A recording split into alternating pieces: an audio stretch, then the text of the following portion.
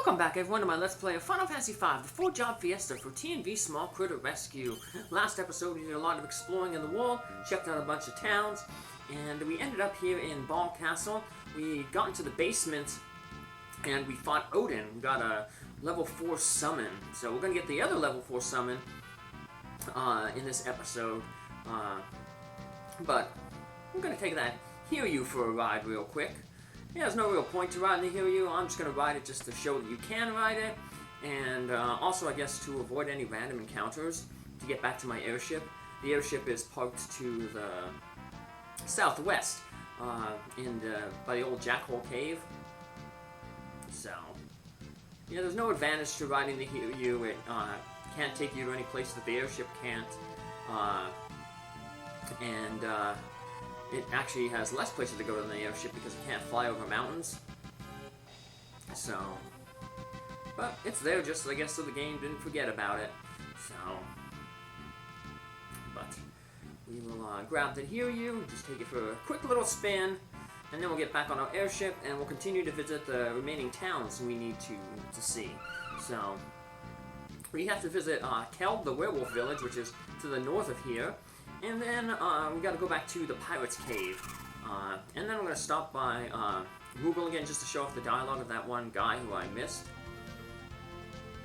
Who tells you about the girl and the ribbon. So, there's Kelb up here, right to the north of Ball Castle like before. And actually the werewolves, unlike the people in Ball Castle, actually have some new dialogue. And we can heal up here. We get our last free meal here, and the bonus 8 potions. So yep, heal up after that whole big battle with Odin, and we'll get those other last 8 potions.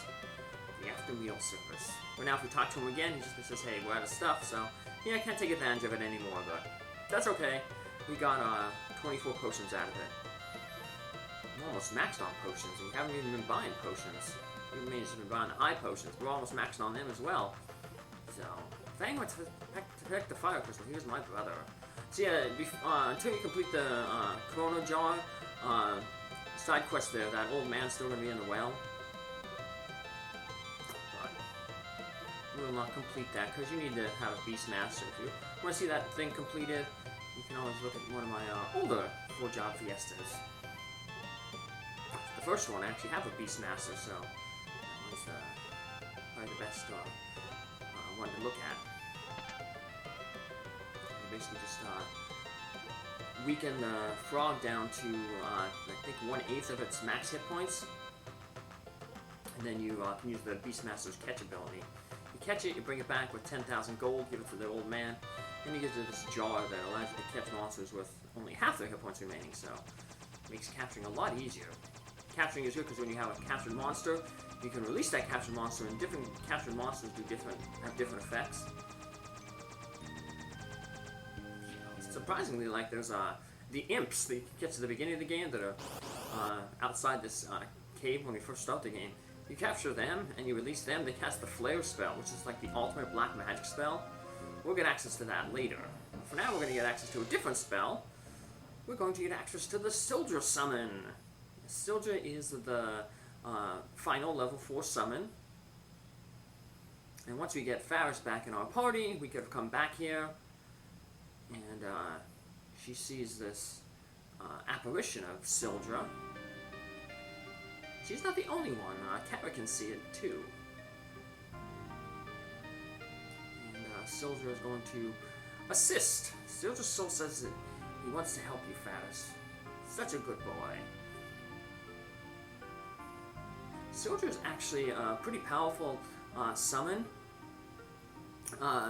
It's an air element. Sildra is an air element summon.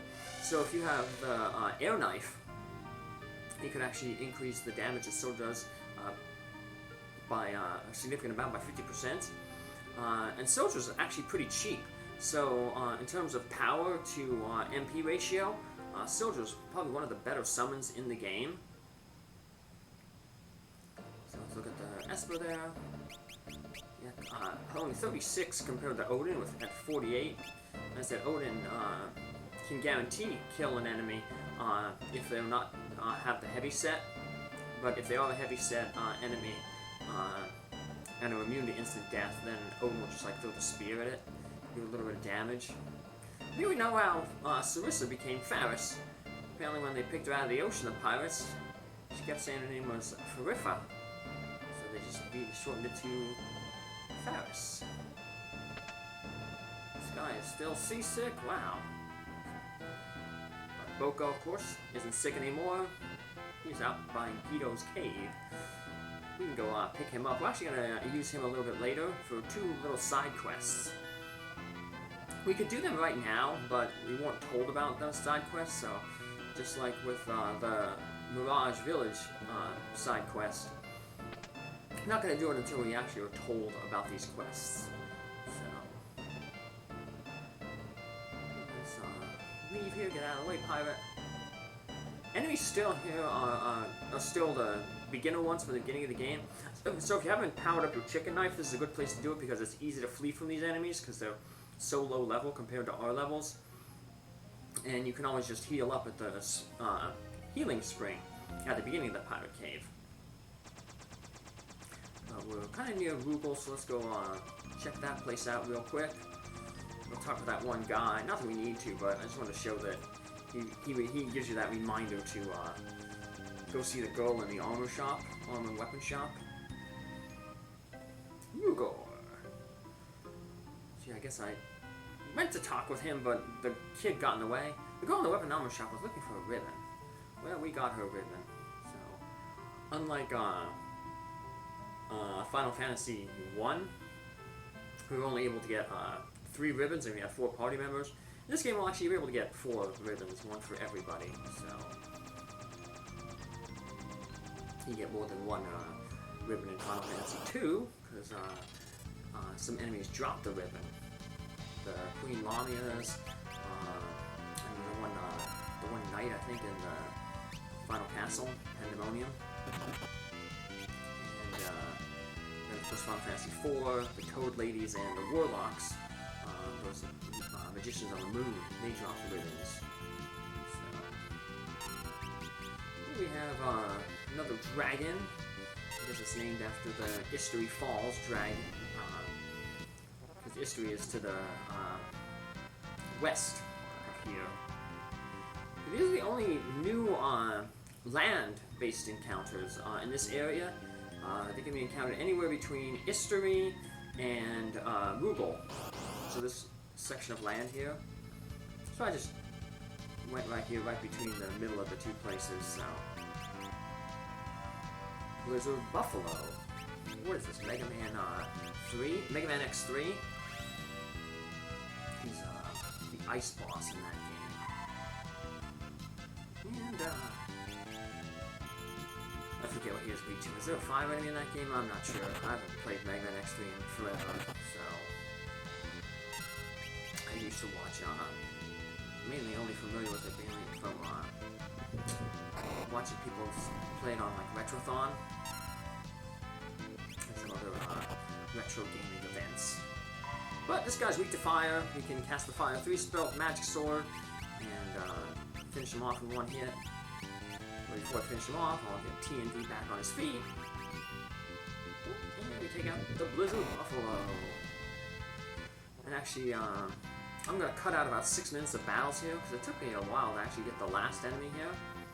But while I was doing all this farming, I managed to max out my high potions. Those buffaloes drop a high potion, and they seem to drop it pretty frequently, so yeah, I'm just wandering around a little bit, and I get the last enemy here, the Spizner enemy. They just drop regular potions, but I think I'm maxed out on potions. Not that I really use potions much anyway, because I have all these people with white magic. Most of the potions I used in the 3rd elemental dungeon for other Fiesta runs, because that is just full of lava, that dungeon, and every tile that you step on takes off 50 hit points, so it's basically just drank a whole bunch of potions to restore the hit points. In those Fiestas I didn't have a white mage to heal, and The only way to avoid those damage tiles is if you have someone cast the float, but float is only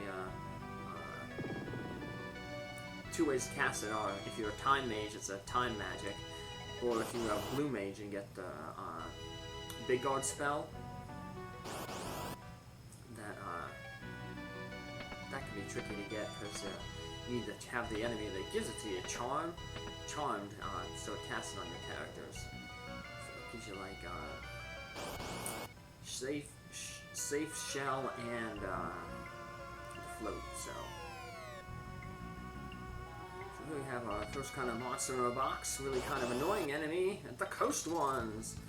These guys are considered undead, so I ended up taking off the Assassin's Dagger from Faris, because if you hit an undead with the Assassin's Dagger, it could kill them, but then they just get revived with full hit points, so it technically doesn't kill them. Like I said, it just revives them with full hit points. So yeah, even though these guys don't really look undead, yeah, they are undead and they are weak to holy.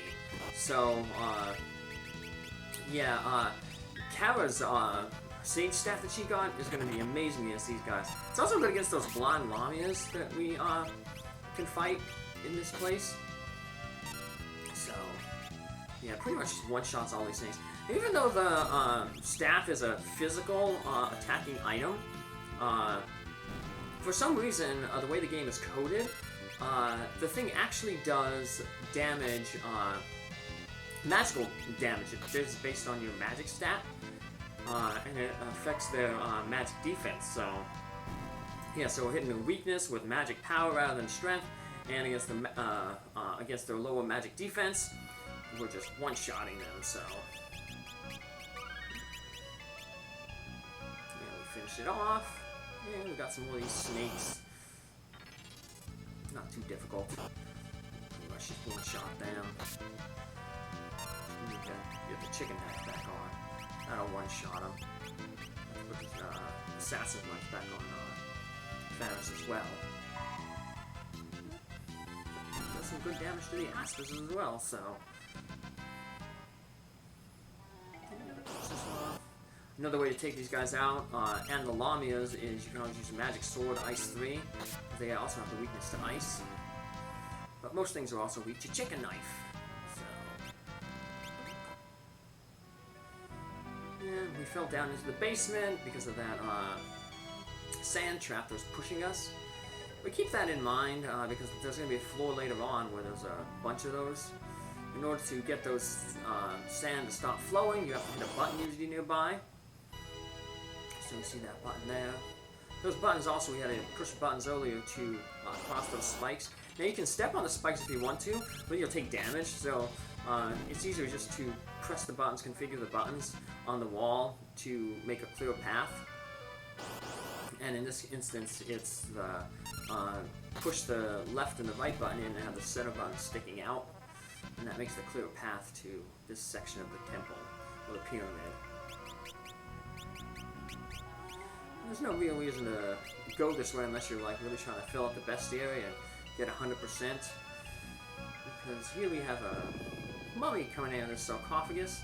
Now, it's not going to be like the regular mummies that we fought the first time we went through this pyramid. They will appear again in other sarcophaguses. This sarcophagus is special because it has a grand mummy.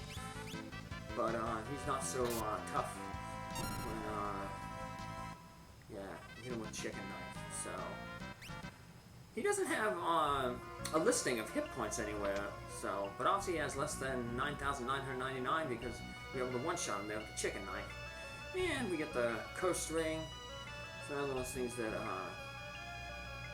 I believe it puts the doom counter on you. So it increases some of your stats, I believe, but it puts the a doom counter on you. So. Guess it might be good for random encounters for bosses, not so much. I'll look it up off screen here and report back exactly what it does. Like I said, I never used it, so never don't know right off the top of my head, and forgot to necessarily look it up before this episode. So these guys, these Niles, like the other stones, things that we met previously, they are weak to lightning. So we can cast the Lit 3 spell on characters that have the sword magic. These guys are not undead, so they're one of the few enemies in this thing that actually will take damage from the terrain poison mist. Yeah, terrain's not too good in this area, because the poison mist, the big damage spell, a lot of the enemies gain hit points from it, like all the undead. These guys, luckily, not undead, so they'll take decent damage from it. That's the main way we're gonna. It would have been nice if TNV, if when he attacked. I just could not seem to get him to. I said it's supposed to be 25% chance to have it happen, but he just didn't seem to ever cast the Quake spell when using that bell. Yeah, so. Here's our Iron Draft, folks. Finish him off here. Almost done. And that would basically take care of half of the enemies. Only 4 more enemies to go. New enemies. We'll encounter them when we go through the pyramid again. So yeah, we're gonna have another trip through here. Just wanted to go this short route here real quick to get the treasure. Because now the other treasure is on the way out of the pyramid. So going up the pyramid, back to where we got that stone tablet. And Faris masters the Mystic Knight job. So she only has to do White Mage and Dancer. We'll put her back on the Dancer because she's very close to mastering that. Then once Faris masters all her jobs, because she'll master everything first, then I'll just have her throw on the Geomancer while everybody else maxes their jobs. I'm not too worried about, like I said, the maxing of the jobs, because most of these jobs that we have in this Fiesta don't take too much to master, actually. I think Red Mage takes like over 1,000. The final ability costs 999 by itself, so very very difficult job. Takes a long time to master. But everybody has pretty much all the jobs almost at their max level. They're basically at their final level. They just have to master the final level. But there's going to be an optional dungeon where there's going to be these monsters that give tons of AP. So yeah, we should have no problem maxing all our jobs before we even get to the Cleft of Dimensions. Some Fiestas I wasn't able to do that. I actually maxed in the Cleft of Dimensions, but shouldn't have a problem doing it with this group here. So come back in our next episode where we finish up the pyramid and get the rest of the treasure. Take care, have a good one. Thanks for following along. Bye.